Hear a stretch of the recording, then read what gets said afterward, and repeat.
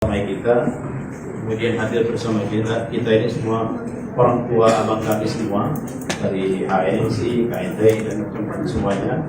Terima kasih sudah hadir. Kemudian bersama kami juga ada teman-teman.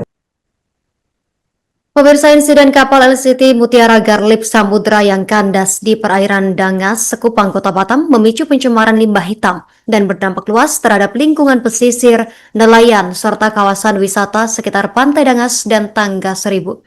Persoalan tersebut dibahas dalam rapat dengar pendapat Komisi 3 DPRD Kota Batam yang menghadirkan nelayan dan warga terdampak pada Rabu kemarin 4 Februari 2026. Informasi lebih lengkapnya, kita sudah terhubung bersama rekan Uci Swaibah, wartawan Tribun Batam. Rekan Uci, silakan laporan selengkapnya, rekan.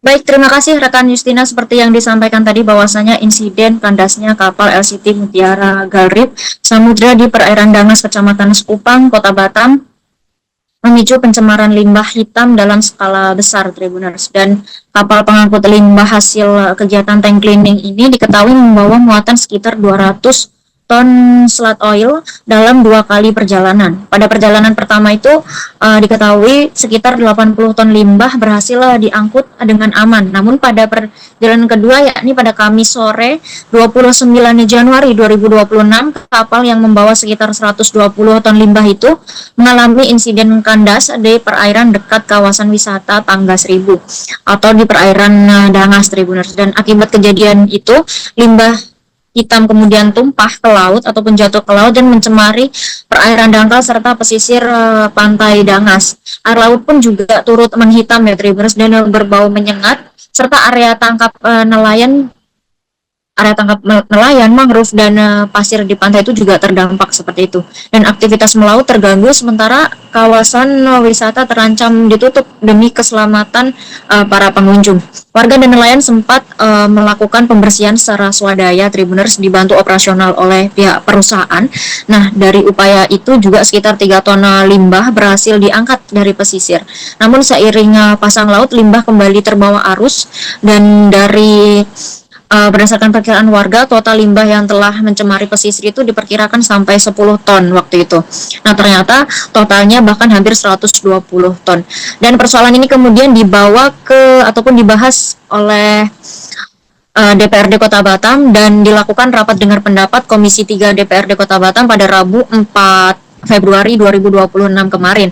Nah, rapat tersebut menghadirkan nelayan, kemudian warga yang terdampak, DLH, Dinas Lingkungan Hidup Kota Batam, KSOP, dan perwakilan perusahaan serta pemangku kepentingan lainnya, Tribuners. Dalam pembahasan tersebut, nelayan juga menyoroti dugaan kejanggalan teknis kapal, di mana kapal jenis LCT ini diketahui memiliki kapasitas sekitar 400 ton, sementara muatan yang tercatat dalam manifest hanya sekitar 200 ton, sehingga muncul pertanyaan terkait penyebab kapal bisa miring dan kandas. Kemudian Dinas Lingkungan Hidup Kota Batam menyampaikan bahwa fokus utama saat ini adalah penanggulangan pencemaran. Dari total limbah yang jatuh ke laut, sekitar 98% telah dikemas dalam baby bag untuk mencegah penyebaran lebih luas. Hingga awal Februari kemarin, sekitar 90 ton atau lebih kurang 75% limbah yang tercecer telah berhasil diangkut dan diamankan, baik ke gudang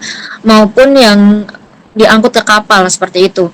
Pengambilan sampel oleh DLH juga telah dilakukan untuk mengetahui tingkat pencemaran ataupun kandungan yang ada di minyak tersebut. Kemudian proses uji laboratorium ini juga dijelaskan dan diperkirakan membutuhkan waktu sekitar 2 minggu, dan hasilnya akan menjadi dasar perhitungan kerugian lingkungan serta langkah untuk pemulihan ekosistem termasuk ke terumbu karang dan juga perairan, ya Tribuners.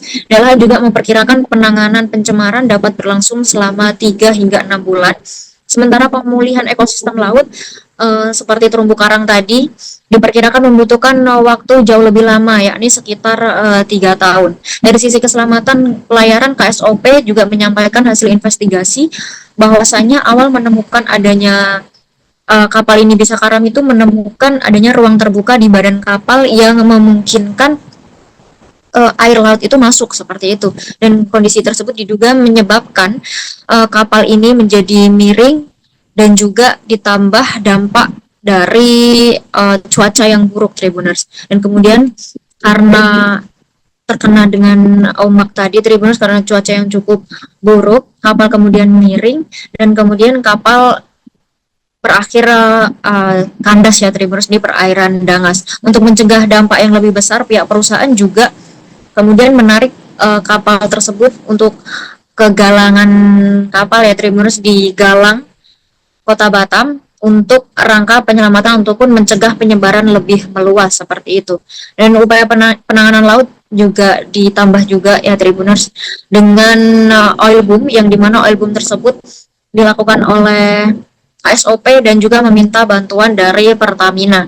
Awalnya sepanjang 80 meter, kemudian diperpanjang lagi Tribuners menjadi 200 meter karena sebarannya semakin meluas.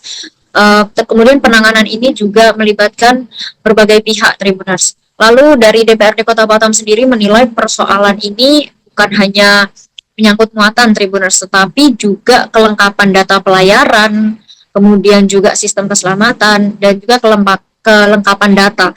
Komisi 3 mendorong agar seluruh data kapal itu dibuka serta meminta aparat penegak hukum untuk menyelidiki kemungkinan adanya kelalaian. Dan DPRD juga mempertimbangkan rekomendasi ini Tribuners untuk menghentikan sementara aktivitas perusahaan hingga seluruh proses penanganan dan penyelidikan selesai dilakukan. Mungkin itu saja rekan Justina yang dapat saya laporkan dari Batam, Kepulauan Riau. Pimpinan kami hormati dan teman-teman anggota DPRD yang kami hormati hadir mempersamai kita, kemudian hadir bersama kita ini semua orang tua abang kami semua dari HNC, KNTI dan teman-teman semuanya. Terima kasih sudah hadir. Kemudian bersama kami juga ada teman-teman korporasi PT Jaga, kemudian nanti teman-teman dari PT Mutiara, kemudian Bu Pida, dan ada juga di kedua teman-teman yang di hulu sebenarnya, teman-teman dari KSOP, teman-teman dari KSOP yang hadir, dan itu di Ramadi atau di Bakamta dan dari hulu ini yang terlibat. Kemudian ada teman-teman Pertamina untuk proses proteksi supaya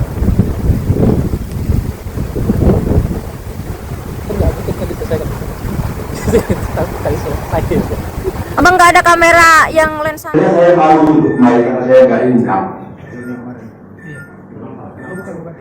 Kita undang masyarakat setempat, Pak.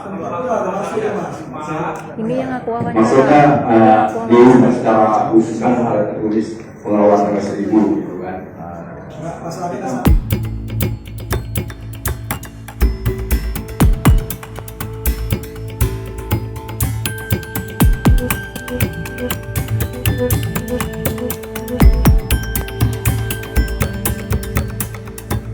Download Tribun X sekarang, menghadirkan lokal menjadi Indonesia.